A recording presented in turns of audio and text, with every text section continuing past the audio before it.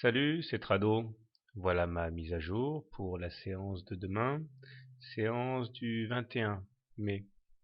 La séance d'aujourd'hui, est une séance qui continue la dynamique de la semaine passée, c'est-à-dire c'est une séance de consolidation, avec cependant des éléments importants à signaler. Tout d'abord, depuis hier, nous avions rejoint la médiane de la fourchette d'Andrews noire ici, et aujourd'hui, non seulement nous sommes en dessous de cette médiane, mais en plus, nous n'avons même pas réussi à repasser à la hausse cette médiane. Cela veut dire que jouer le contact avec la partie basse de la fourchette d'Andrews est quelque chose qui peut faire sens.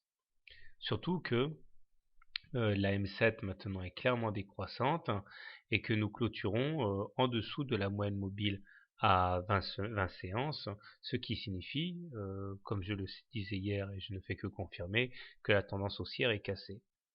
Si à cela on ajoute que les indicateurs techniques sont maintenant plus que mitigés, eh bien cela fait peser des nuages un petit peu sombres sur l'évolution à court terme de l'or. En effet, le MACD est clairement passé sous son signal, le momentum bascule en zone négative et le stochastique est maintenant inférieur à 50 et sous son signal. Bon, franchement, c'est pas génial. Maintenant, des points positifs, il y en a. Le premier que j'ai envie de souligner avec vous, c'est voilà le super trend ici que je mentionne assez peu souvent parce que généralement il ne sert à rien. Eh bien aujourd'hui, il a servi à quelque chose puisque nous avons transpercé en séance ce super trend qui a joué comme un véritable support et les cours ont rebondi. Et ils ont rebondi jusqu'à venir, à l'heure où je parle, finir leur course en préservant le support à 1184 que je signalais hier et qui était l'objectif baissier des traders short. Donc si techniquement la situation est franchement pas folichonne, graphiquement il est envisageable que nous soyons en train de mettre fin à la consolidation.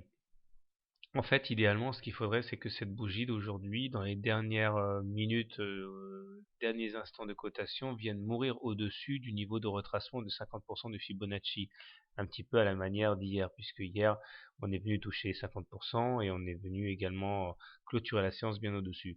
Ce serait quand même plus agréable. Alors, du coup, comment trader l'or? Eh bien, je pense que si vous êtes haussier, vous avez la possibilité de rentrer maintenant, en prenant quand même soin, je pense, de clôturer le short, clôturer le trade si on clôture sous le super trend.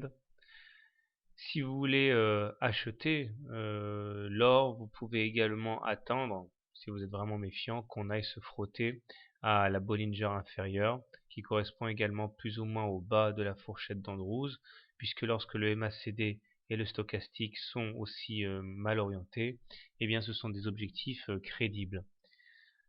À l'inverse, si vous préférez plutôt vendre à découvert l'or, la solution la plus évidente, je pense, est de shorter la M20 ou tout dépassement de la M20, stop loss en cas de clôture au-dessus de la M20 puisque celle-ci redeviendrait, la tendance redeviendrait haussière.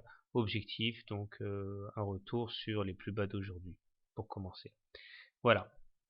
Donc personnellement, je pense que je ne vais rien faire demain, de la même manière que j'avais dit que hier je ne ferai rien non plus, puisque nous sommes dans une période d'incertitude maximale et c'est pas la peine de se forcer à trader quand il y a tant de bonnes choses à trader à côté.